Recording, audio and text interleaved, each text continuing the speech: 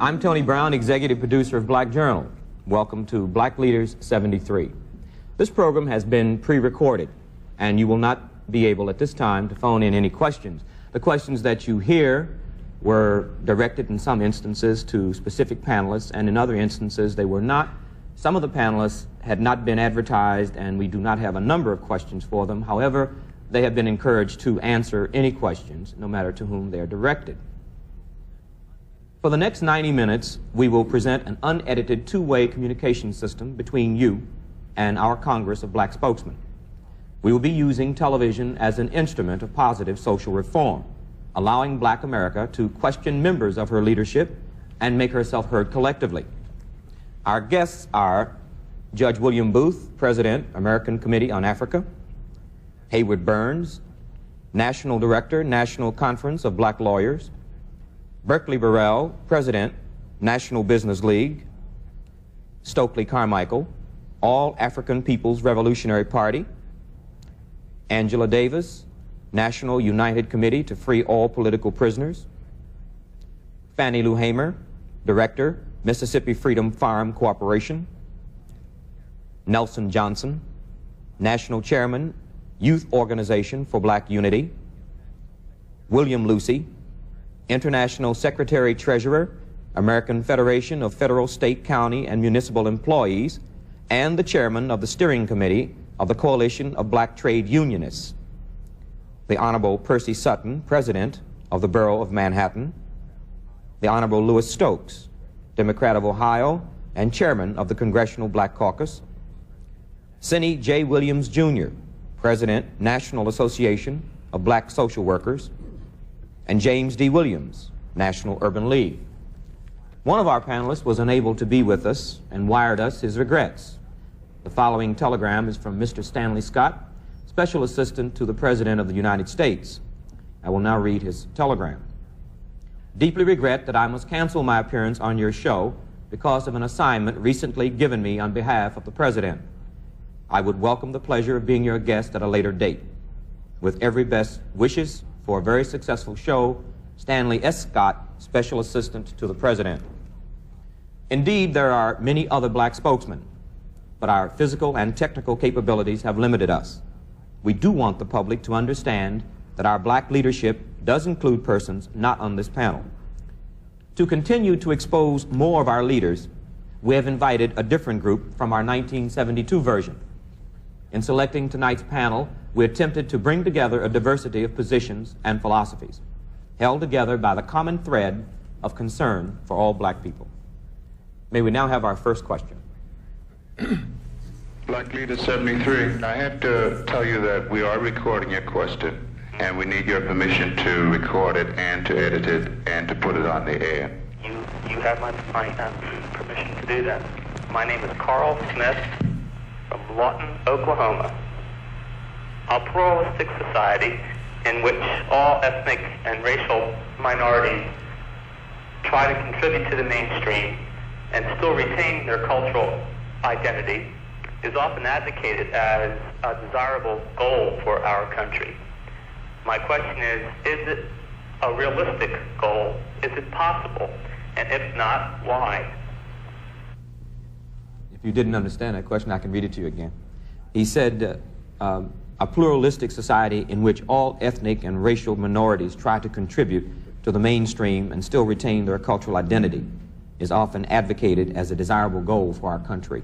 My question is it a realistic goal? Is it possible? And if so, and if not, why? That's one of the diversities, I guess, that we have among black people. I hate to say black leaders because I don't think of ourselves as black leaders. I don't think any people need leaders. We are working in the field and we're doing our job. But there is the diverse opinion. Some folks believe that you can work within the system and you can make the system work for you. Others believe you can't work within the system, you've got to have something else. I happen to be one of those who believes that although we have not progressed as we should have, and that the great masses of the people have not at all been able to use their inert talents, the talents they've got and that have been hidden by reason of cultural bias and examinations and all the rest that's happened to us through the years, that although the masses of the people have not tasted the success that is available here in this country, still I believe that it is possible. If I didn't believe it was possible to work within the system and to retain my own cultural identity in spite of what's happening, I would have to give up my job. I'd have to give up my various positions and organizations that I belong to. I'd have to say, well, down with all organizations connected with this government. But I look upon this government as being one of men who can be changed if there's enough pressure put upon them, and if the numbers that we've got together, that black people have and related people have in this country, if we put our numbers together, we can overcome the forces against us. Otherwise, I couldn't exist in this country that way. I would think that what our brother Judge Booth said is correct. The only question would be, what kind of change do we want? I think everybody would be for that society. The question is whether or not it could come about under the present system of this government, or whether that system must be changed. I, for one, believe that it cannot come about under the present system, a capitalist system. That system must be changed. I believe that. And I think that if we have the same objectives, then it doesn't make a difference where we work. As a matter of fact, a man working to change the system with that objective in mind can do very much inside the system, once he doesn't lose sight of his objective. An example that comes to mind is that a few years ago, it was found out that one of the advisors for President Thieu was working for the Viet Cong. I do think that we make a mistake if we talk about this in terms of absolute doctrines. If we talk about it in terms of black people and integration, or black people and separation. It seems to me that that's a false dichotomy that has been set up in terms of the way in which the debate is discussed. The real issue I feel for black people is one of empowerment and one of redefinition of the way in which black and white people are interacting in society. I feel that's what we must be about. Well, I think that if you consider the fact that this system, this capitalist system under which we're living today, is designed in such a way that nobody except a privileged few can attempt to express themselves or contribute to anything, there's no doubt about the fact that we have to talk about revolutionizing the system before anybody can live in any kind of human fashion together. I would just like to point out the fact that I have seen with my eyes societies where people of different colors have learned how to live together, each maintaining their own cultural identity, but each fighting to build and to continue to construct a socialist revolution together. I was in Cuba not very long ago, and I saw with my own eyes how black people, brown people, and white people have reached the point where they can work in harmony towards the building of a socialist society. Any other responses? Let me just maybe add to what Brother Brown said over there just a moment ago. I think the key question is that certainly it's a good idea to work toward a total input by all, I suppose, ethnic groups in our society, blacks and what have you. But the key thing is whether or not you have a sufficient amount of power within yourself to affect the system when the system is working against your vested interest. In school some years ago, we were taught to think of America as a melting pot, and I think the current administration has proven that there are ethnics who are unmeltable, because even though they are invisible, they are still there to identify with their own vested interests as a people. I think as black people, we've got to become concerned, first of all, with what our vested interest is in either preserving the system or changing the system. And once we make that determination, then the direction that we have to take is clear for us. For instance, if you look at the various arms or branches of government, they represent different interests, yet there is none that represents our interests. For instance, the business interest is represented by a branch. You will never find that branch going contrary to what the interest of business happens to be. Yet there's the labor interest, and only here lately have we found some differences there. But every segment of our society that represents a power lever is represented there, except people, and particularly black people. And I think we should be about the business of coming together, not in specifics as to what our interests and goals are, but certainly in generalities in terms of what we need to exist in this society. Let me ask a question about your comment. Would it be correct to infer from your comments that you would suggest some attachment of a power mechanism for black people to the governmental apparatus as a solution to the empowerment of black people? No, I think what I'm getting at is the acquiring of power within the black people themselves to affect the system in any way it needs to be affected in order to produce on behalf of the interests of black people. I'm not saying we should have a black agency. That's not what I was referring at all. I'm saying that every other ethnic group in our society has, by some means or other, acquired the power to move out of their depressed or oppressed situation, with the exception of black and brown. I think what I'm saying is that whatever that power has to be to move the government or move local structures, that's what we need to be about. And I think the vested interest should be the basis of our movement. You know, America really is an ethnic society.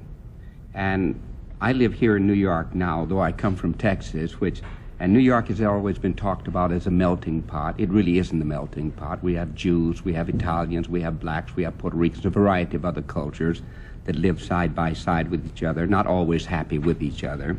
But if we're talking about change, whether it's a change of the style of the government or an absolute change in the nature of the government to a socialist society or whatever other society, I think the thing that is fundamental to it, if we as black people are going to talk about change, one of the first things we need to do is develop some unity within ourselves. Now, that doesn't mean that all black people have to speak the same language or have the same philosophy, but we have to learn to communicate, and I think we are, in a large measure, learning to communicate with each other. And we've got to develop coalitions with others because we're a small minority. We have great power, however, if we can unite our minority with other minorities, because there are other groups of people who would wish to move in the same direction as we wish. So it doesn't make me any difference whether we're going, if I thought tomorrow we could stage the revolution and the revolution would succeed, I would give leadership to it. That is, a revolution by whatever method. But at this structure in our development, I believe the kind of revolution that is going to take place is a social revolution without bloodshed. And if this is to be so, one of the first things that must be accomplished is that black people, poor people, must unite themselves and then join forces with others. Well, now, Harlem has been a barometer for a number of years of perhaps black feeling across the country in terms of mood. What direction do you see the mood in Harlem going in? I'm not too sure that Harlem has been the mood of the country. Harlem is one of the most volatile places in the country. When I travel to other places, I'm amazed at the amount of unity. We have unity in Harlem, unity in one thing, that we're different. Many of us are different.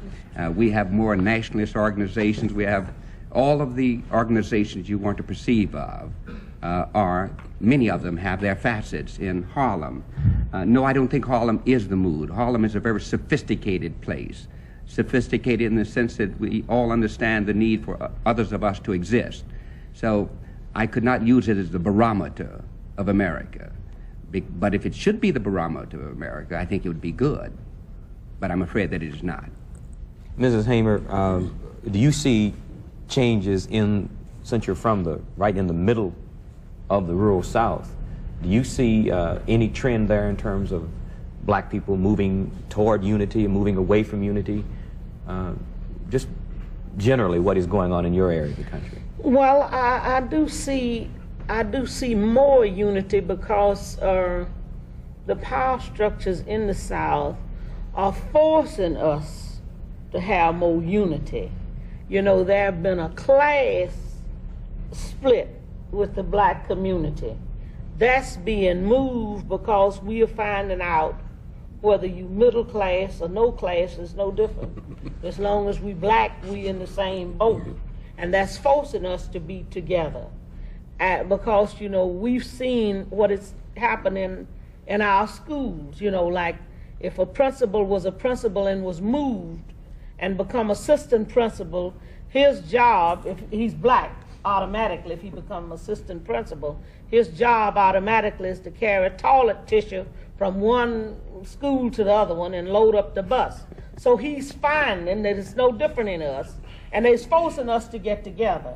And I think that the change will come because we have to. It's nothing handed to us on a silver platter, and we have to work together for a change in the South. Congressman Stokes, did your election as the new chairman of the Congressional Black Caucus indicate a new direction? And if it did not, is there a new direction for the Congressional Black Caucus? Well, what we had to do immediately after I assumed the chairmanship was to try and evaluate our role. We found ourselves at that time being 13 black legislators out of a body of 435 congressmen, and having formed a black caucus for the purpose of trying to alleviate the conditions under which poor and black and disadvantaged people live in this country. We had to try and evaluate that role in terms of 1973 and the United States Congress, particularly in light of the present administration in Washington. As we evaluated our role, we realized that we sort of grew up overnight, and we immediately tried to be all things to all people. And for a period of 18 months, we conducted a series of conferences, a series of hearings around points of interest and concern to black and disadvantaged people in this country. And after we had developed all of the hearings and the conferences, we realized we had a great deal of data collected, a great deal of proposed legislative solutions.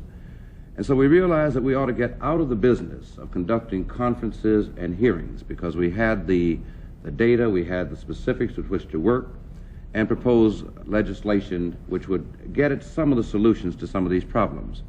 So consequently, we decided that we would try and make the emphasis of the caucus that of a legislative thrust, that is, to add a black perspective to that legislation coming through the United States Congress, particularly in light of our work on committees, where we can fashion amendments to legislation before it even comes to the floor that would add a black perspective to that kind of legislation. And so it's with this kind of a emphasis or thrust that the Black Caucus attempted to change its direction. I'd like to ask either Mr. Williams and or Mr. Williams, since the National Association of Black Social Workers is definitely interested in services for black people, poor people, and the Urban League is definitely in the business of institutionalizing services. How do you see the recent budget proposals or the appropriations for these service programs affecting black America, specifically during the summer months and on into the years? The way I view it, the current Nixon administration policy is creating or will create a critical condition in the black community. They're cutting back on key services in the area of daycare, welfare, scholarships for students to attend school. Many students would not be able to attend the open school enrollment program, and etc. But even more importantly, currently in the black community, despite the statistics that have been projected by the Nixon administration, you see, we made a survey in both Harlem and Watts, and we came up with these statistics that something like 40 to 50% of blacks that are unemployed at this particular time right now. Now, with the current cutbacks, this is going to create even more unemployment. In fact, some statistics have already been thrown out by some of the black groups. There's something like 200 or 300,000 black people working in the poverty program will be affected, that are currently employed, that will be affected by the job cuts. So this is only compounding the current unemployment situation that currently exists now in the black community. So I think that we are now past the repression stage. We're in a critical point, because not only does this exist in Harlem and Watts, it exists throughout the major urban areas in the city. And I think that as black people, we're going to have to begin to speak out against this current trend, because it's having a drastic effect on the black community. Well, Tony, to respond to that same question, that we do regard the budget cuts as disastrous, but not only in terms of the actual dollars, but the type of philosophy that these cuts have unveiled. that we're talking, well, let's just deal for a moment with the housing programs. We have to admit that some of those programs did not work. But some of those programs did not work because there was fraud involving government agencies, involving the private sector of the country. So what happens? The programs are cut out and the poor people are penalized. In other words, that we are being victimized because someone else has victimized us. And the whole question of the cuts deals with the type of philosophy that says the country has done enough for poor people, so now we'll move on to something else, that we can abolish poverty with the stroke of a pen. And so therefore that these programs are no longer needed. And anyone that needs these programs are really freeloaders whom we can do without. So we deal not only with the question of the dollar amounts, but the question of the type of philosophy that's trying to, well, that is being exemplified in this type of approach to the budget. So I think that that's the main thing. I just want to make one point about the whole budget cutback thing, as we see it. And I think, again, we see a rather magnificent PR game being done by the Nixon administration, because the nation as a whole assumes that the cuts that are taking place are, one, to eliminate black people from the rolls, from the welfare rolls, to make life easier for the taxpayers out in the hinterland. But if you really track the statistics and see exactly who is benefiting from the programs that goes down, you will find that generally 2/3 of the people who receive benefits are white and the other 1/3 being black. In terms of those who are receiving direct public aid or public assistance, you will find that the number increases to something like 1 out of 4. And I'm not a social worker, but just the pure and simple numbers indicate that. What has happened is that out in the Midwest, where it's becoming acceptable now to assume that discrimination is a way of life, the administration has convinced people that what we are doing is keeping your taxes down, keeping those programs. We're taking those programs out, rather, that have contributed to the inflation and all this other foolishness. I think what we have to do, and I think there's a tragedy that some of the so-called liberals who have participated in these discussions before are not speaking out on the issue now, but it's being left to black leadership to deal with the whole question of budget cutbacks. And I think that there's a real need to raise the level of awareness across the country, because we even got some black folks who are talking about, yeah, well, we should be phasing down these things. Phasing down got nothing to do with it. If you cut back on the social program, at the same time increase the defense budget, when we're supposed to be winding down our involvement in Southeast Asia, there's something out of balance there. And Tony, I don't think, let me just piggyback what Bill Lucy said. We should not have a discussion, there should never be a discussion of welfare without some explanation to the public of what welfare really is. Lockheed is getting welfare. People who live in the suburbs, Penn Central is getting welfare. We pay taxes. Pardon me? We pay taxes. Exactly. We pay taxes. They're not only getting welfare, but not paying any taxes. But when they get it, it is called a subsidy. And of course, we could go along and give a really description to all of the things that are being done by our federal government, both here in America and abroad, that are in fact welfare. But Mr. Nixon and his crew are not talking about eliminating any of that. They're talking about expanding that. Well, let me ask this. In his explanation, as far as he's gone to date, President Nixon, when he appeared on television explaining the Watergate situation as he saw it, did you sense that he was implying a reordering, a restructuring of priorities? When he discussed, didn't he say something to the effect that he was going to be a little more sensitive? No, you want to know what I sensed? I sensed that there was a desperate man trying to cop a plea, and then he even said a prayer for us at the end of it. No, I didn't sense that he was talking about reordering priorities. I sensed that he was trying to get through a very bad night. And I think also that the critical thing about that performance was that he never really got to the substance of what they're dealing with. That what we got was a lot of rhetoric, a lot of waving of the flag, and then you're supposed to go away feeling that Watergate is just going to disappear. And I think that it was an unfair trick to play on the American public. Well, we are. It's one thing, I'm sorry, it's one thing, that is the only president in the history of my time, and I'm 56, that can talk an hour and never say nothing. But we also have to ask ourselves what the real meaning of that Watergate affair is. I think it's important, especially for those of us who are here this afternoon, to recognize that if if the Republican Party will go that far to sabotage the Democratic Party, to sabotage that kind of opposition, what have we already been experiencing insofar as repression is concerned, and what will we as black people have to face in the future?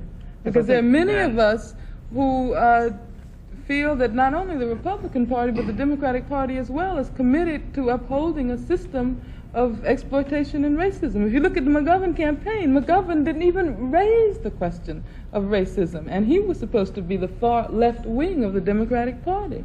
So I think it's important to see this Watergate scandal as being an indication of the real threat of fascism. And I think that's what it is an indication of the lawlessness of law officials and the abuses of state power at the highest level.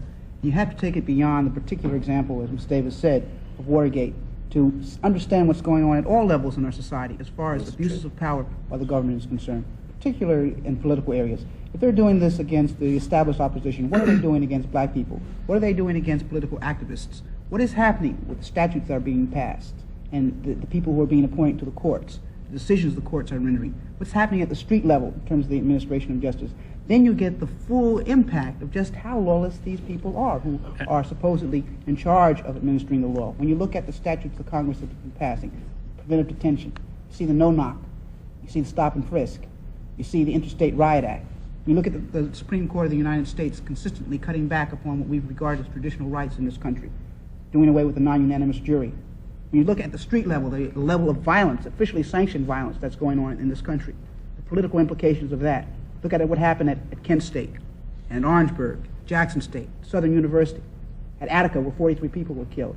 And you look at the way in which the grand jury is being used, and you look at the way in which agent provocateurs are being used, and if you just trace it all the way through, what we see in Watergate is just the top of the iceberg. Look at what's happening in Wounded Knee right this moment. I think we could talk for an hour and a half if we wanted to really expand on this point. Well, I would like to... I'd like to say this, Tony, that really the American people, should shoulder the responsibility for what is going on now, you see, because the Democrats are just alarmed of the bugging because it's affecting them. You see, the Democrats, when they were in power, they were bugging the black movement, and no one made any kind of outcry about that. The only thing now, the chicken had come home to roost, and though now that they are being affected, they are now beginning to do the outcry. We have been crying about that for years, about the invading of our privacy, the bugging during the civil rights movement, that it bugged Martin Luther King. This was well known, and no one spoke out against it. So what is happening now?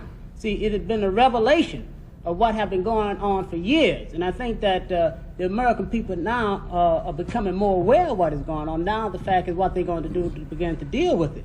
But I think that I want to go back to another point also. It's very important who the president has around him. You see what I mean? If he have, let's say, crooks around him, then who only have their vested interest at heart and not going to commit the time and the energy that is necessary to design programs to deal with blacks, then we are never going to get the kind of response from the federal government that we need. And I think that this is very important because these fellows up there are more concerned about stashing suitcase full of money. In fact, the $2 million and $4 million that they're stashing away now, that money can be going into the black community helping to deal with some of the problems. And I think that until we begin to focus on these kind of situations, that we're going to be missing many of the basic points. Stoker, you've been trying to... Okay. Go ahead. I yield to the elder statement, my elder brother, the business sector of our community. Well, one of the things that I keep hearing here, and I think you'd have to agree, would be that the capitalistic system in America is the system that we have to deal with, and the problem with it is that we don't have any blacks operating in it. I wonder if we would have the same kind of feeling about the capitalistic system if we were the capitalists and somebody else was sitting outside. I think we would begin then. I would be against it. I think that, well, Stoker says he'd be against it, and Somebody is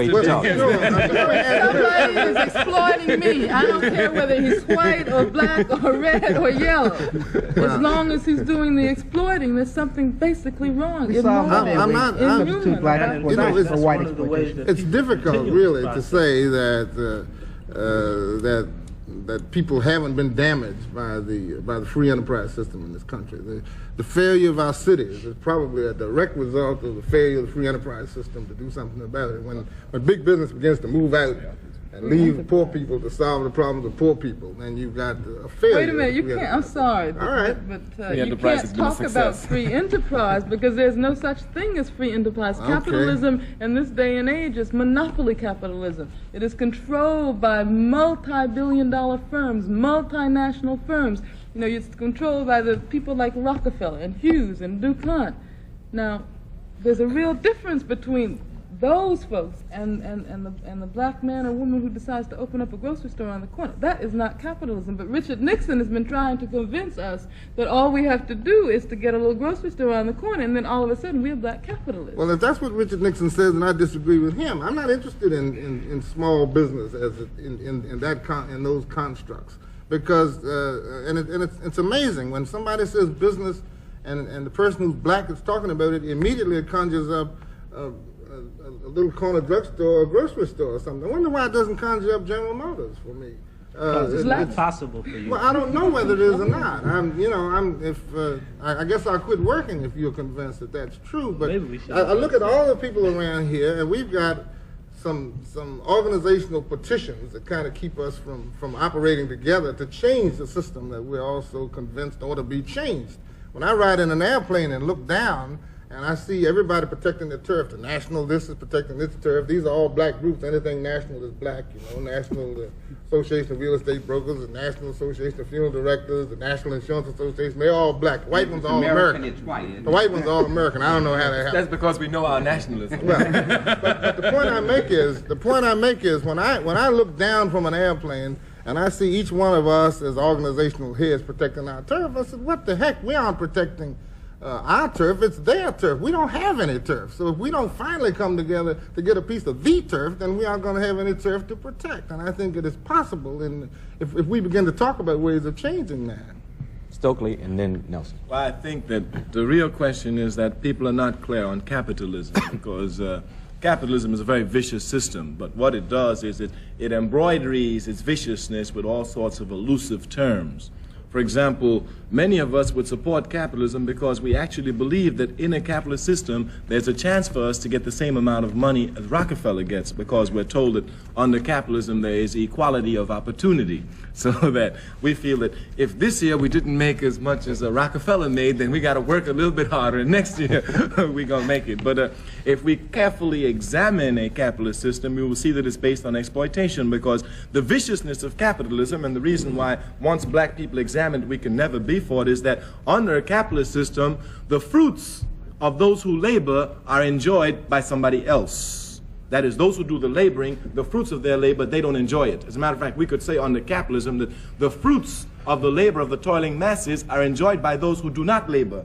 And again, as black people, we have clear examples of it. If we were to get the fruits of our labor from slavery, just from slavery, all we got to do is go to Nixon and say, hey, look, you give us the fruits of our labor from slavery and we forget the score. We would be the richest people in the country, again, because under capitalism, the individual exploits the labor of the people. Now, people get confused because this is a capitalist system and it's a developed system. It's a technological system. So they combine capitalism with technology and development, and they think that there is no other possible way to develop this rapid terms of development without going through the capitalist route. But certainly we have examples that show the opposite of that. China is a clear example of that. Cuba is, North Korea, North Vietnam. These countries certainly in Africa, where countries have chosen the socialist path, such as Tanzania, Guinea, Congo, Brazzaville, Algeria, we see that there is another way to develop and get the same type of things that we have under the capitalist system, but in a system that does not exploit each other, where all of us work and the fruits of our labor are divided evenly. Let me show you how backward capitalism is. It's a backward system.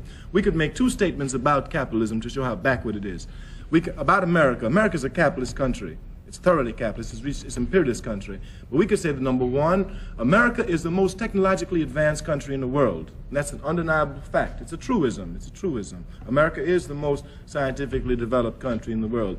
And right under that, we could say a second fact, which will show you how backward America is. We could say that America, in 1945, made for her people better cars than she does in 1973.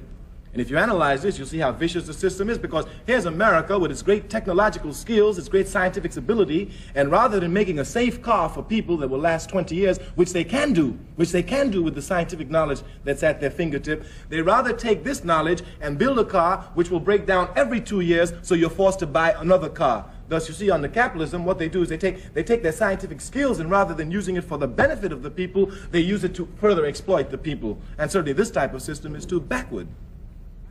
I think Nelson was next. I concur with the position that Brother Carmike has taken with regards to the system of capitalism. But really, I think there are two fundamental questions that we need to get into.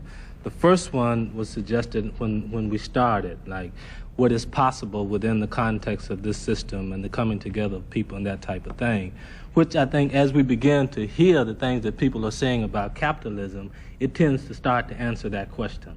I mean, as we see the very construction of this thing.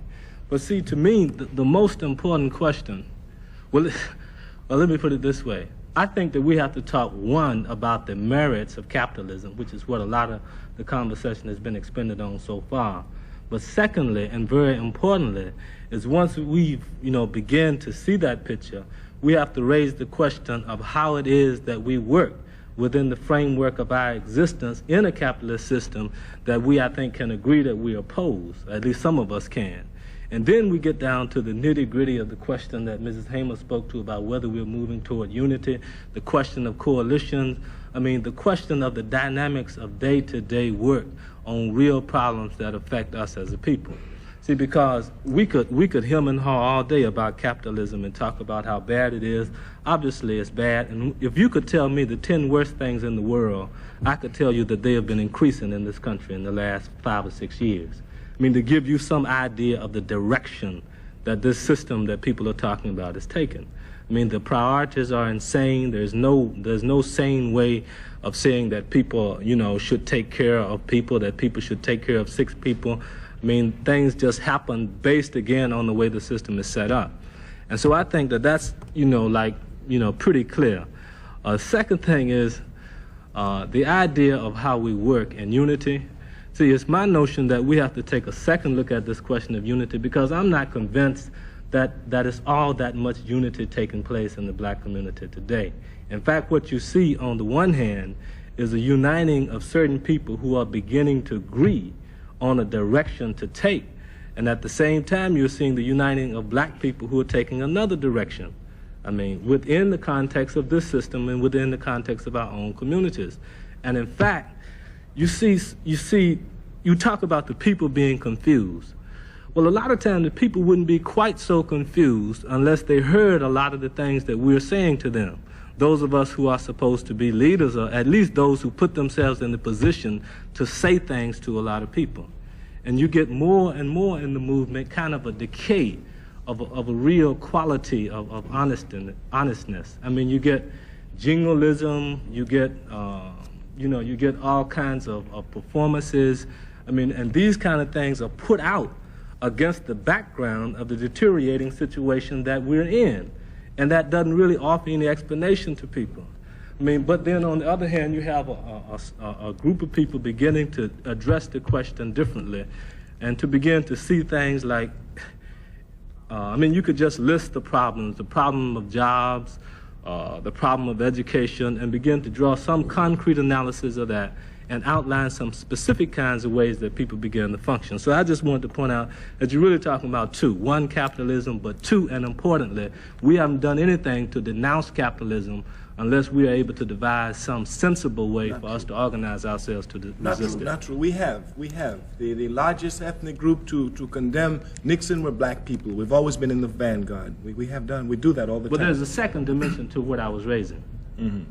That's the one you didn't address. No, but I think we must see it positive, because I think it's undeniable that the desire for unity is more intense in the black community today than it was yesterday, and will be more intense tomorrow. We must always see our movement as a progression. We understand there are negative factors in it, but we must look at the positive.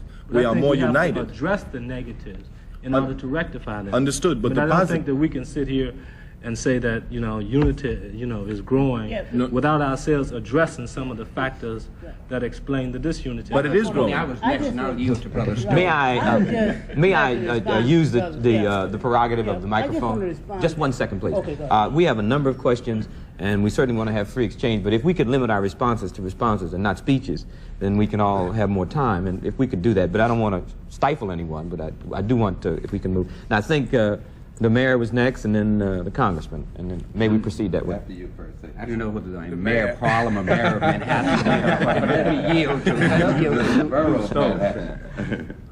Lou, go ahead. Go ahead. Let me just say this. I really do not see it as being a question of capitalism versus communism, or socialism or any other form of government. I think we have to be pragmatic about what we're talking about. You're talking about living under a system that is committed to capitalism. It's not going to change to communism or socialism or any other form of government. So what do you say, what do you do when you're the oppressed and the repressed under the capitalistic form of government? You examine the system and you see how can you make changes in that system. Now, the one thing that everyone seems to have forgotten here tonight is that what you're talking about in the capitalistic form of government is power. This is the only thing that this country responds to is power, economic power and political power. And the only time that the system reacts is when you've got some of that power. And as black people, we're not going to be able to overcome in a capitalistic form of system unless you do acquire both economic and political power, as every other ethnic group in this country has done. Obviously, I think the thrust in the 70s is in that direction. I think that black communities are demonstrating greater sophistication towards the fact that if they're going to change the system, they have to do it and work within the system. They have to do it by acquiring power in both of those realms. There's no question about the necessity of power to do anything. I mean, it's axiomatic. I mean, if we're talking about doing anything, I think the question is that the interest in which the power is addressed has to be a little bit more precisely defined. Even within the context of our own community and the use of that power by various groups within the community. I think there, again, we raise the essential question, because there is a degree of power that we have, and there's a good deal of disagreement over the way that power is being wielded. Let me go back, if I can, Tony, to the point that Lou makes, and I agree with it 100%. You see, what we generally do is we get caught up in an awful lot of theoretical discussion about how you change things when we're really faced with a very fundamental problem.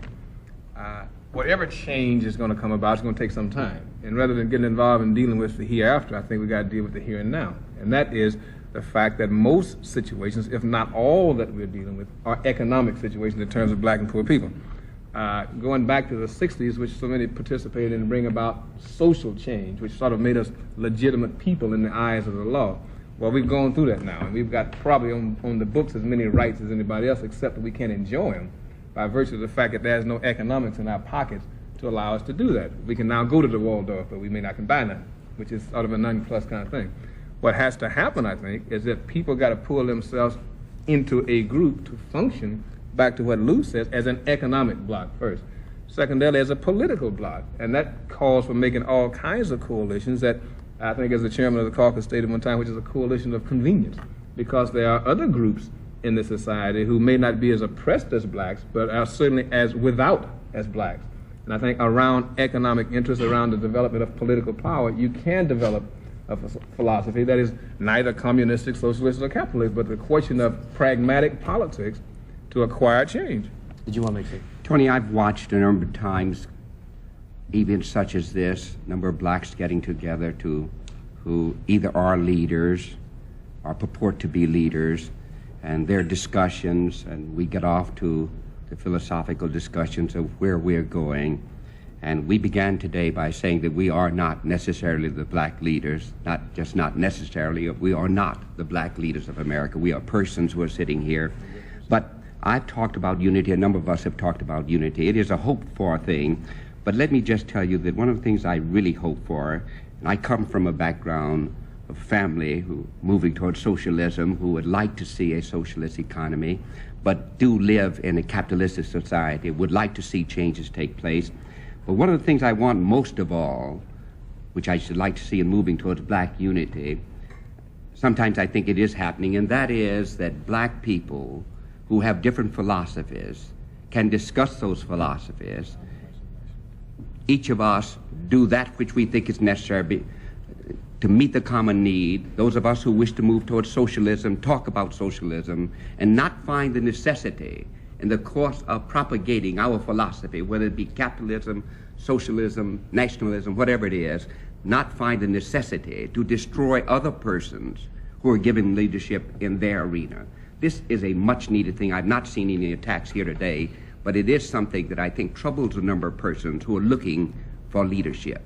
We'll take one response from Mr. Williams, and then we'll have to move to the next question. Well, on the point that Percy was dealing with, the question of unity, that I'm firmly convinced that we run the danger of falling into a trick bag when we concentrate on, when we devote so much attention to what the white man has defined as unity, that it seems to me that we've got to define unity among ourselves.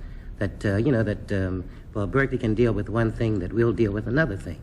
But I don't think that we have to get into the bag that we have one spokesman speaking for black people, two spokesmen, that each of us has to do our own thing. And the white community has yet not been able to deal with this. That they keep on asking what do black folks want. Well, I really don't know what all black folks want. I know what I want. But I think that, we've got to realize that unity can exist at times, but it isn't necessary for all of us to be talking the same words, the same tone of voice all the time. That just won't work. That when we deal with that ourselves, that we can get it together. But if we fall in the bag that I've got to follow somebody because they're the leader, that's not going to work. Jimmy, you're not suggesting that I'm implying that no. We all ought to follow one leader. No, I'm not personally. Because I'm very annoyed by the suggestion that we ought to have one leader. That's right. Oh, I wouldn't be opposed to it now. I wouldn't be opposed to it. I would not be opposed to it. All America is Nixon and all China is Mao. I wouldn't be opposed to it at all if all Africa and all the people were one. Totally, as long as I could vote for who my leader would be. Oh, there's no problem, as long as he's representing the interests of the people. No, but I can vote for him also still. Yeah, you can vote for him. You can vote for him. But what we've seen, for example, in the electoral politics, how jive it is. Because we've just seen that Nixon has been elected because of maneuvering and tricks and a lot of nonsense. We've just seen that. So what I'm really talking about in the vote is the philosophical aspect. I understand. I'm really saying that I'll have some actual choice. But I'm not contrasting this with any other system. I know you will, because the reason is America always makes it look that if you have another system, you won't have these freedoms that America has. Freedom to vote, freedom to do this, freedom to do that. Freedom to starve and to suffer. Exactly. I was coming to the rest of those two. Thank you. All right, may we have the next question, please? The name is Diallo, D-I-A-L-L-O, Mahmoud, M-A-H-M-O-U-D. And I'm calling from Dartmouth College in Hanover, New Hampshire. And my question is to Stokely Carmichael, to Angela Davis, and to President Nixon's special advisor, whom I cannot recall the name. Okay. I want to know how they feel about psychiatrist Francis Wesleyan's theory of... Excuse me, would you deposit $1.05 for the last 5 minutes? Okay, I will, please. Hello? Yes. Could you let me finish my question before? Capitalism. Well, we have to collect for 5 minutes. You're not being charged while I collect. Okay. Hey, what's that? $1.05. In Cuba, telephones are free. For those who haven't. Let's give it to everybody. What's it doing? Sorry about that interruption. That's okay. Diallo Mahmoud from Dartmouth College in Hanover, New Hampshire. And Francis Wesleyan, who is a psychiatrist, had an interview with Black Journal about 3 weeks ago.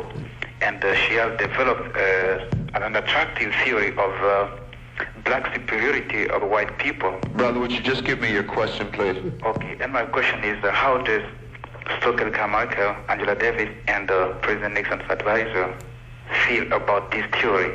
And do they agree or disagree with it, and why?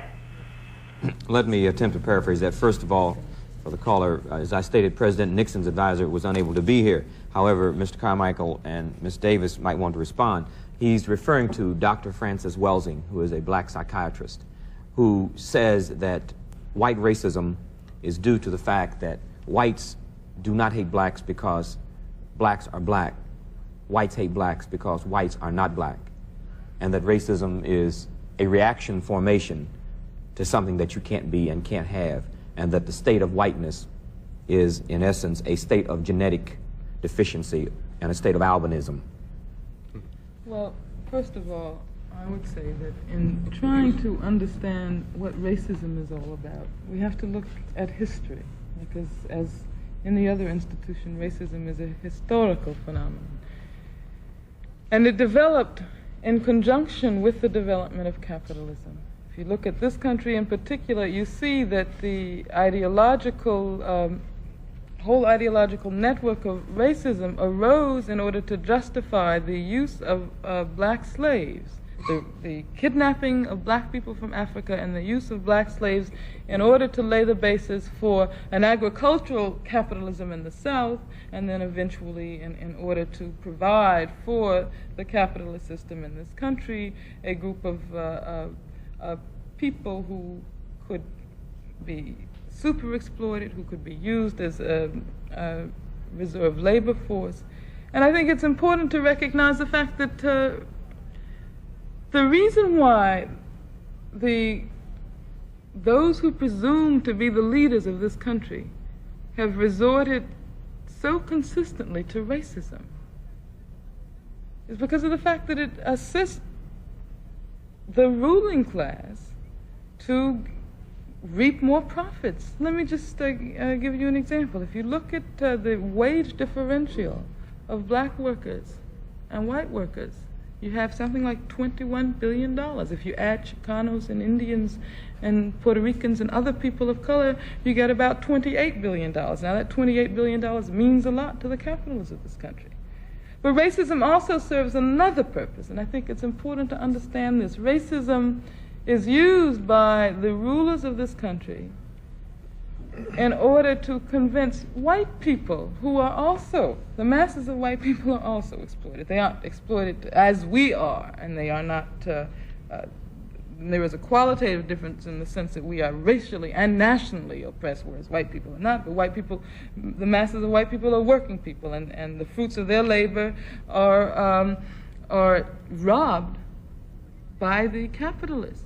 But you see, when the worker is focusing all of his attention, the white worker, on black people, and when he thinks that the reason why he is now unemployed is because of the fact that there's a system which gives black people in certain industries job priorities, and when Nixon and all of the others are able to sick white workers on black workers, then they have created a situation where the white worker is not even going to think about the fact that he's being exploited by the capitalists.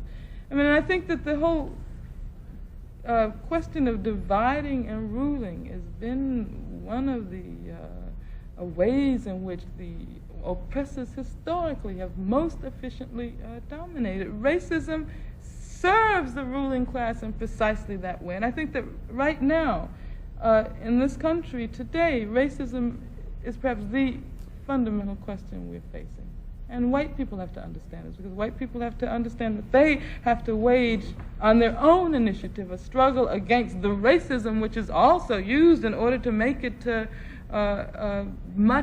in order to facilitate their own exploitation by those who dominate this country. Stokely, would you like to respond? Well, I would say that I imagine that my sister Frances had a lot of examples and certainly documentary facts to back up her theory, and I wouldn't get into disagreeing or agreeing with her. What I would ask is, how do we destroy it? While that may be the major problem, I'll grant her that. Let's say that is the major problem. White people are able to enforce racism through capitalism. That's how they amass their power. And racism is really a question of power. That's all it is. It's whether or not one race has more power to inflict punishment on another. For example, if a white boy wants to lynch me, that's his problem. If he lynches me, it's my problem. Thus, it behooves me to build as much power as I can to protect myself against racism and also to destroy the base that gives the racist the reality, power, the power reality to lynch me or to inflict power upon me. He amasses that through capitalism. Thus, it is my job to thoroughly dismantle that system, which will render him powerless. And once he's rendered powerless, then perhaps we can begin to deal with the question of racism. So I would not, again, the question of, there's no doubt that the major problem that the black man faces all over the world is a problem of economic exploitation. That's the core question. The answer is, how do you get to it? I know that the only way you can get to it is through politics. You must first politically organize before you can amass the economic power. May we take 2 quick responses from Judge Booth and Mr. Sutton, and then go I just want to say that much of the attack here today, this evening, has been on Nixon. And I think everybody should know that we're not just on Nixon, we're on the entire society, the entire system as it operates. And I have had a chance to go to South Africa and to Namibia on a couple of occasions, and I've seen how our government, not just the president, but the Congress, the courts, and everything else, our government is sponsoring the racist regime in South Africa and in Namibia. I don't know, I think the media is responsible to a great degree because the media of this country, the press, television, radio, magazines, all of it, have kept from the American public the link between South Africa and the United States. I have found in my dealings in the American Committee on Africa and otherwise that, for example, our Defense Department permits the South African Post Office to use our tracking station in Pretoria, South Africa, for communication purposes. And for communication purposes in order to deal with the black people of South Africa who are now rising up. There is a war on in all of Southern Africa, and the United States is helping the racist regimes there to win the war against black folks by permitting free of charge, the South African Post Office to tack in to our tracking station in Pretoria. We are using the American government and all the American people and the all American tax dollars to help racism there. We likewise are sending ships, airplanes to Portugal so they can use them against black people in Angola and Mozambique. We're doing a great deal of these kinds of things. We're selling herbicides, and we're covering it up by selling these things to private companies, which in turn turn it over to the government and use them against black people in South Africa. And I think that maybe we ought to try to get these facts across to the American people, and particularly to the black American people, so that they can use them to dismantle if we want to. Look, Stokely, you go your way. And I think we can go different ways we want to, but we've got to recognize we've got the same goal. And however way each of us want to go, we ought to recognize that we do have similar goals and we can work toward the same end. Sir, I've always been for unity in the black community, will always be for it. Our party, the All African People's Revolutionary Party, has been calling for a black united front, the meetings of all black people, irrespective of ideology. We want our people free. Thus, for example, I think this is very beautiful. It's unfortunate we can't get this unless someone calls us to be on TV. But I've always been for that. I learned that from Dr. King and from Malcolm X. The Newark Black Power Conference, of course, 67, and all the rest since then have indicated the same kind of thing. May we have a response from Mr. Sutton? The question I believe phoned in was whether or not one agreed with the philosophy that racism, white racism, is an anger on the part of whites because they're not black. I don't think that at all. I quite agree with my sister Angela Davis that racism is really a matter of exploitation. It's an economic thing, and whether it's in South Africa or South United States or Northern United States, it is a method of exploitation, and the exploitation does not really benefit the whites. That is not the white working class.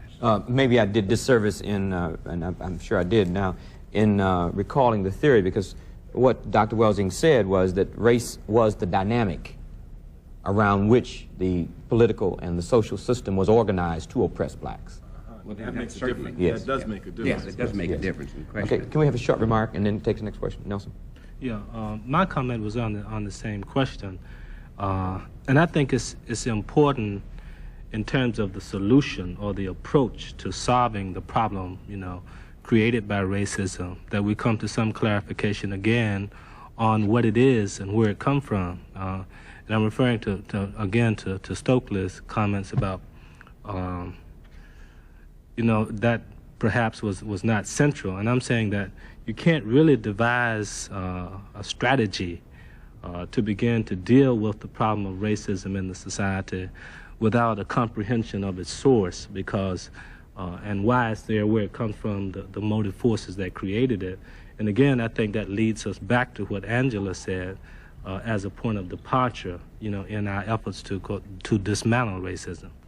All right. Next question, please. Robert Alexander, San Antonio, Texas. Is it possible to persuade existing black organizations to assign appropriate staff from each of these organizations to convene and develop for presentation a cogent list of priorities?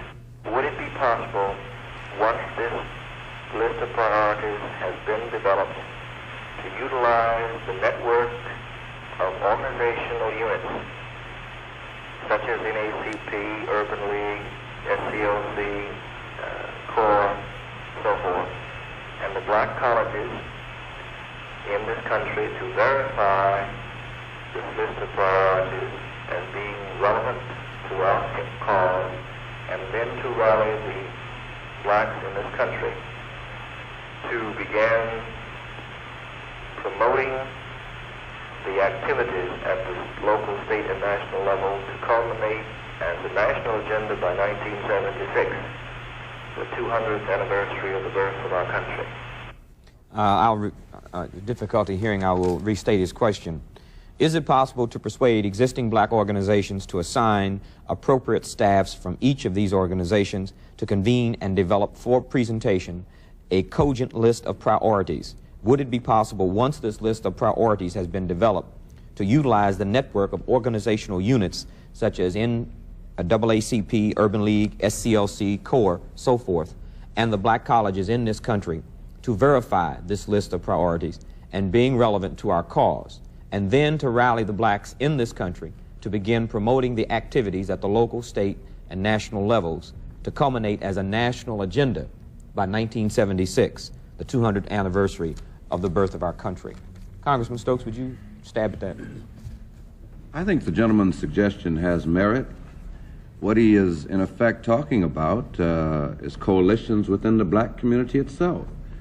When we talk politically of being able to acquire a real political power, we talk in terms of coalitions, where you put white people, black people, Puerto Ricans, Chicanos, white liberals, poor whites all together, and through this process you acquire political power.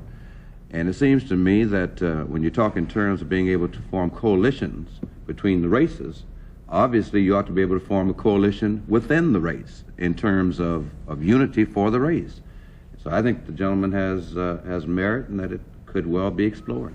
Isn't that what we've been doing through the Leadership Conference on Civil Rights? Although it's kind of failed, it seems, in recent years. Also in the Black Political Assembly, and there are other attempts that have been made. I think what he's saying is that we've got to make it work, and that's our function. As I said, he's asking for something, I think, a little more sophisticated than what has presently been attempted, and that is to come up with the priorities and then put it in the hands of people who are professional thinkers, and then establish the priorities, and then come back to the leadership, organizational leadership, and have goals and objects for 1976 to some sophisticated solution. I recollect one other thing, too. We've been having national goals and national priorities prepared since Niagara Conference to Gary. And I think the basic kinds of issues that the black and poor community is faced with, everybody accepts as priorities. So if we're talking about make that a national goal for 1976, they have been the national goal at least since I've understood. Well, are you satisfied with the implementation of these goals? No, absolutely not satisfied with the implementation, not even satisfied with the approach to them. What I think we should avoid doing, however, though, is getting ourselves in another study bag where we go back and come back with data and what have you, and we sit down and all agree that those are the problems. But he gives a cutoff date. He says 1976. I'd like to give tomorrow. There are very few holes in his question. My concern is that the cutoff date is yesterday or tomorrow. Well, in terms of realism, we have not solved our problems to this date, and he's asking for black leaders and black organizations to give him some plan and give him some date for completion of this work. Let me address one very important point, though. The Gary Convention came out with a set of listed priorities, whether we agreed or disagreed, those conditions existed in certain places. The Congressional Black Caucus, who after a number of exhausted hearings involving all parts of community thinking, came down also with a list of priorities which was addressed to the National Congress in their State of the Nation message, I believe, in the earlier part of the Congress. Now, anybody who takes a look at what was said there recognizes these to be problems. I don't see the need to have some sort of convening again of black leadership. Part of our problem, Tony, is that we traditionally convene leadership and forget to convene people. All right, let me be the devil's advocate. Here we are sitting, and perhaps some of you feel a little nervous about being called leaders, but you are, because the term has been stigmatized, and I can understand it.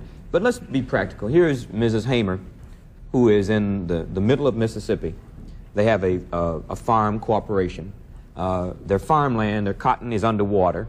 They're starving. Now, what actually do organizations do specifically? 1, 2, 3, 4. Do you send 4 loaves of bread and two ham hocks? Do you go down and, I mean, in terms of saying, well, yes, our brothers and sisters in the rural South are starving. That's an abstract. Now, what do we do? How do we move from nothing to one? This is, I think, the substance of what this brother is asking. I just don't see it not being a legitimate concern.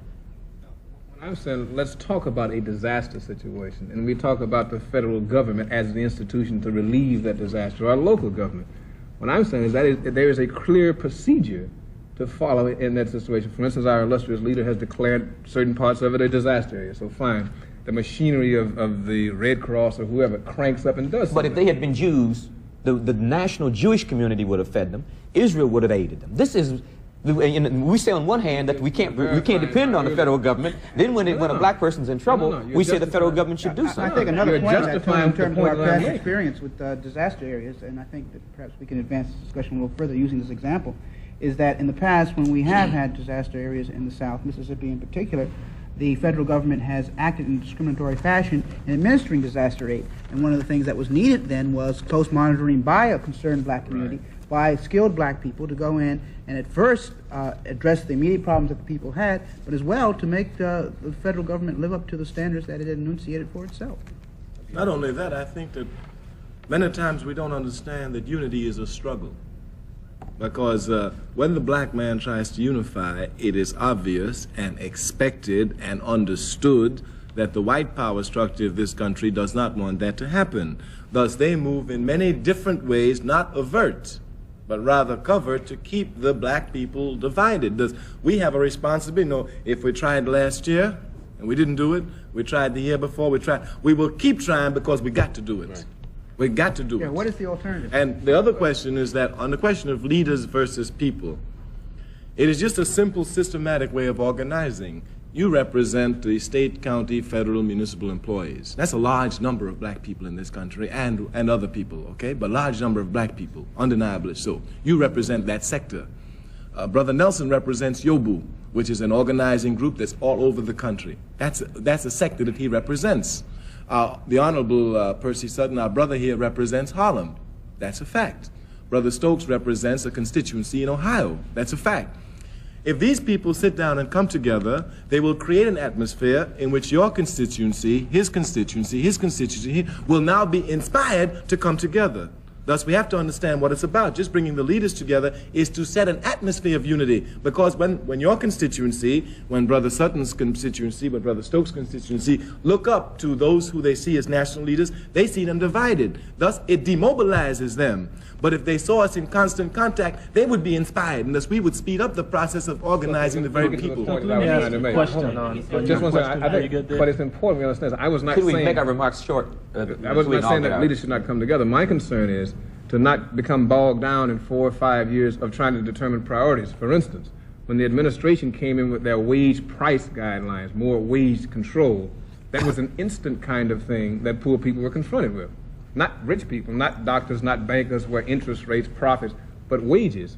I'm saying that we've got to be prepared to deal with that. For instance, the power hunks in the country immediately moved. Steel workers, auto workers, whoever was necessary to relieve the pressure from their people, they could move to get themselves exempted or excluded. We must be unified.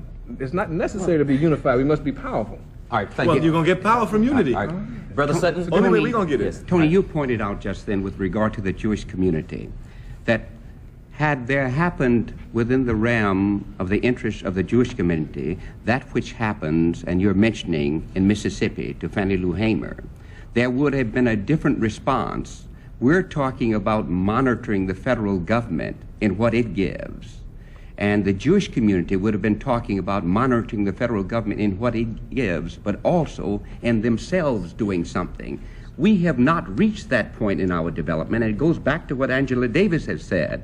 It is all economic, because until we're able to organize ourselves in whatever movement we have, whatever philosophies we have, to move economically to structure the brother or sister is not going to listen to you or to any of us unless we can change the condition of his life, either create a socialist system for him or make his life better in the capitalist system. Would you accept the Nation of Islam as an example of that?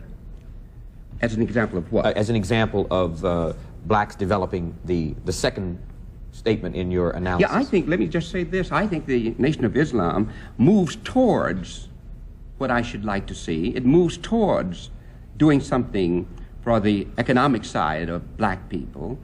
Unfortunately, it has not had the impact many of us would wish it would have. And I guess the reason it has not had that impact is because there are not yet a sufficient number of believers. I think Charles and Mary Beard said many years ago the problem with regard to the white work in America is that it was not sufficiently class conscious. I think the problem with black people in America is that we're not sufficiently class conscious. We still keep believing that we're going to make it in the system. Brother Williams? The problem of, I want to get back to that question, the problem of setting priorities or developing a national black agenda, I don't think is a difficult one for black people and black groups. I think that the difficulty lies whenever we began our attempt to implement these agendas and priorities. And here is when our ideological differences began to interfere with our ability to function as a collective group. Now, the question also of unity, I think that we must understand that we are a large group of people, something like 40 to 50 million in this country, and there are going to always be differences of opinion. I think our primary concern should be developing some kind of mechanism for operational unity. In other words, when we come up with that national black agenda, with those priorities, then we, despite our different ideologies, should have that kind of mechanism that will embrace all these ideologies so that we can implement the national black agenda. And I think that here where we break down as a collective group, and that can be clearly seen right now in terms of our different political ideologies. Now, for instance, we are constantly loyal to the Democratic Party. We are constantly dampering with the Republican Party. We are constantly we are maintaining a permanent coalition with the white racist union that is one of our greatest enemies in this particular country in terms of keeping black people out of the union and subsequently keeping them unemployed. And I think as black people, you see, if we were to come together, it would be a big argument as to where our loyalties should lie. It would not be with our black goals and objectives, it would be because of these various attachments that we have. And I think that until we develop to the point where our loyalty will be with black people, and we, in terms of our affiliation with any other group, we see that as a tactic and a strategy, and do not let this deter us, I think we would be more effective in implementing the concept. We must move on. We are running short of time, and I will plead one more time for us to please make our remarks very cogent and not get into this, because I know all of you are very gifted in this respect. Congressman Stokes, would you care to comment? No, I just wanted to add one additional point to what my brother here has said. Someone a few moments ago mentioned the Jewish people. Now, they may differ ideologically or philosophically about many things. The one thing they all agree upon is Israel. And it seems to me there's a lesson in that for black people. That's not true. Okay, but all right. That's not true. All right. That's not. May we? Not all Okay. Very few disagree. All right. May we have a comment from him, and then I think few They're in a minority. I think Very we do. few disagree. That's right. I think we do owe it to those who have phoned in questions to try to handle those questions out of courtesy. So could we very expeditiously move toward that? And Mr. Williams, you've been trying to make a point. Just one point that I hope your viewers don't get the impression from what's been said so far that there is no cooperation in the black community. Because I think, that they might feel that way, that all of us are doing our own thing and we never relate to one another. And I've got to insist, that we do cooperate, that we do form coalitions. So, it isn't as splendid as it might appear. If we don't form coalitions, one has been formed for us. Well, yeah, by birth. That's what I mean. That's trouble. Many times we think we've got something going, and the buck that has caused us to get into those hotels and have those meetings and caucuses and seminars and all the rest has come from the white community without our knowledge sometimes, without the knowledge of some of us. And so therefore the conference takes a tack that is totally different and also splits us up too because of our ideologies. It makes us think about ourselves as being different. We're not. We've got a great deal to work with. We're going to have one short remark from Ms. Burrell, and then we'll go to the next question. I think one of the things that needs to be said, Tony, is the fact that political power and the ownership of capital seem somehow to be handmaidens. I think we agreed. I think I've heard that about 4 times here. Well, if that's true, then you decide which one of those comes first. I'm sure that you'd better have some money before the political power comes. I think that's what the Congressman talked about a little bit earlier. Little old ladies in tennis shoes that get 20,000 votes for a candidate don't have access to him. But some guy that gave $20,000 does, and that's the difference. And it comes as a result of the ownership of business. And if we're talking about the ownership of capital, then that gets to be important. And all capitalists don't have to own a little grocery store. I mean, there's a broad middle class in this country. They're not capitalists. Okay. Well, they're not capitalists. They're not capitalists. But my point to answer Mr. Sutton said they could get to see him. That could be any time. Okay, thank you. All right, may we have the next question, please? My name is Marva Dorsey. I live in San Francisco. And my question was, with the war ending in Vietnam and unemployment, the rate of unemployment climbing as it has, does anyone on the panel see a possibility of race riots occurring across the country? The question was, with the war in Vietnam ending and unemployment, I assume, rising, the rate of unemployment climbing as it has, does anyone see the possibility of race riots occurring across the country? Certainly. The potential is here.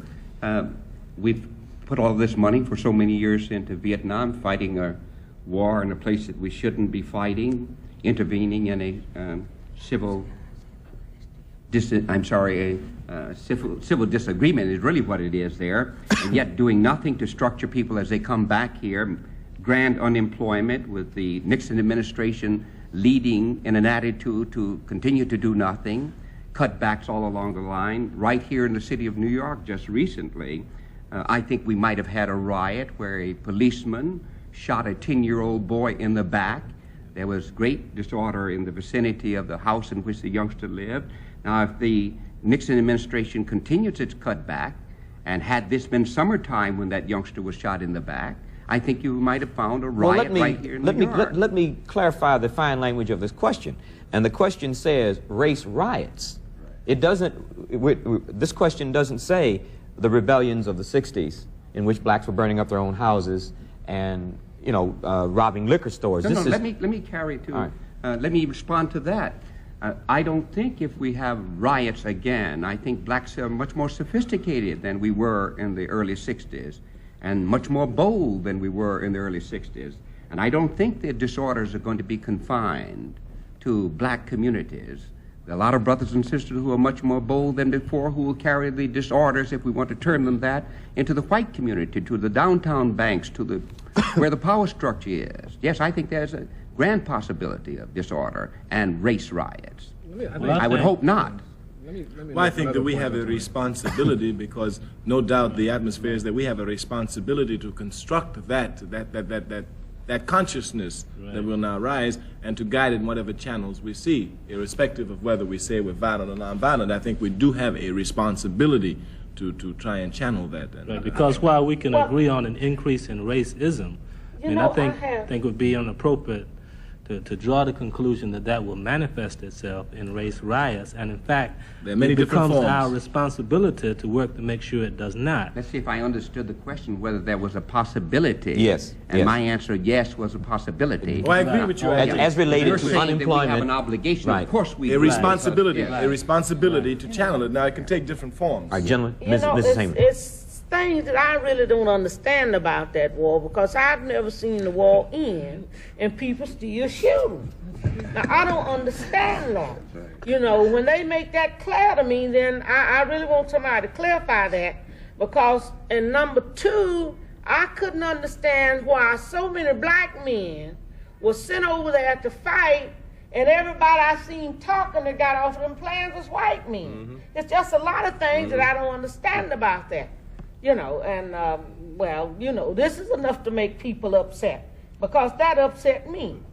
That upset other people, because I do know that it was more than white people went to Vietnam. And I know that, you know, somebody else should have been, you know, it was two things that really upset a lot of people in the South. And I can't understand, if the war is over and the prisoners home, why are they still shooting? I think the point is clear. The war in Southeast Asia is still going on, but as well there is now an increased war here at home in terms of the conditions that people are having to live under and the conditions that returning veterans are having to face. As part of the National Conference of Black Lawyers, I traveled in Asia very recently and talked to many of the black servicemen and women in the brigs and the stockades and in the courts, and talked to them in their barracks, and I checked out as well the situation here in the United States, people who are about to be released under administrative discharges and the whole range of less than honorable discharges that the system has put upon these people. And I think that not only do we have to take Sister Hamer's point about the war going on in Southeast Asia, there's a war going on right here in the United States in terms of the conditions that these people are going to have to face when they come out, and the kind of lives that they're going to be forced to live. And I think that has implications not only for the black community, but for the entire American community. Right, I'd just like to say to Ms. Hamer that war was going on when we got there. They were shooting when we got there, and now that we've left, they're still shooting. And I wish we'd left that part out that comes in between. I wish we'd never joined the shooting, and let's let them keep on shooting like they're doing now. It's capitalism that sent us Okay, there. thank you. Well, I can't. The next question, please. I didn't do it, Stokely. Mrs. Hamer's point is that they have not really left. May we have the next question, please? Still there. My name is Ronald Woodson. I'm from Brooklyn, New York. Question is, I want to know, would it be feasible and would it be much more beneficial to black people if we had, as we say we have, a home to call our own, like Africa, like we could relate to our brothers in Africa as do the Jews do to Israel? Would this give us more of a nation-time feeling than the direction we are now presently taking in this country? I think, Mr. Carmichael, we're all waiting on you to answer that. Yes, sir. Yes, sir. My brother, I thank you. Africa is our home. Africa is our mother. Undeniably, it is our home. I think that we get confused, and that's why our struggle becomes so confused, because a nationalist pre-awakening is a necessity for anti-imperialist struggle. All countries go through their nationalist stage before they go into that serious, the Vietnamese, the Chinese, the Cubans. And our problem is that we don't really understand nationalism. When you say nation, you talk about land.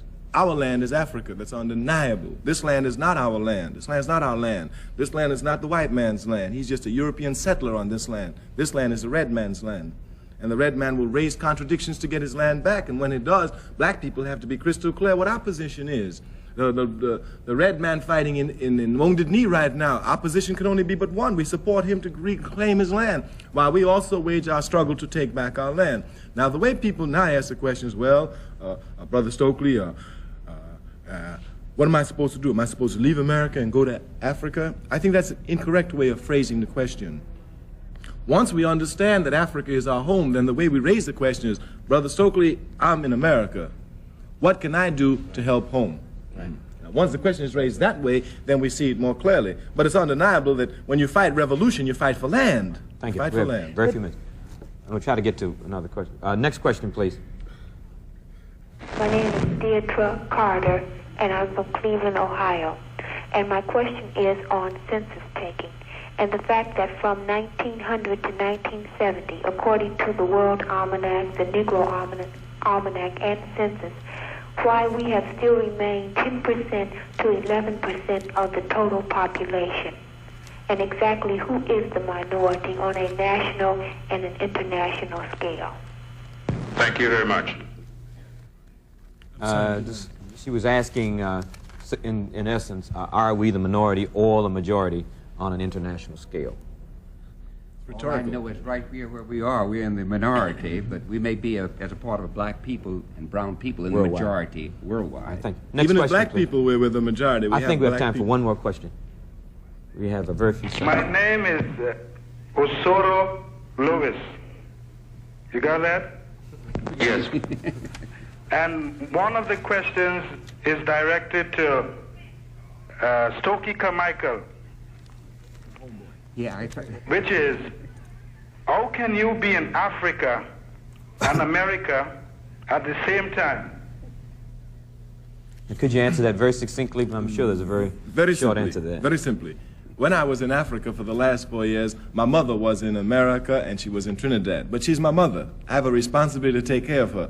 I took care of my mother wherever she was. For my brother, I would tell him that he should read the works of the Honorable Marcus Garvey, and he will see that the Honorable Marcus Garvey never saw Africa, never saw it. Yet it is undeniable that the Honorable Marcus Garvey worked harder for Africa than any man in his lifetime during that period, and he never saw America. We have a few seconds. Angela, let me ask you, what is your involvement now in the political prisoner movement specifically? We have about a half a minute.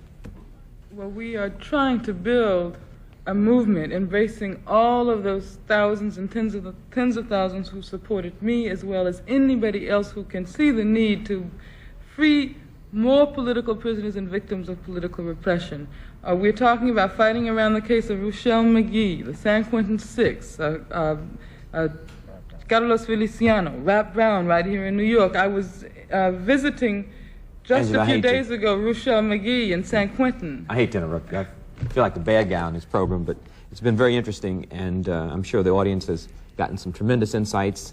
Black Journal would like to thank you for coming and giving us your ability and your wisdom. Well, we thank you for helping to bring us together. If even on this level, it will now inspire us to work harder to unite amongst ourselves. Amen, brother.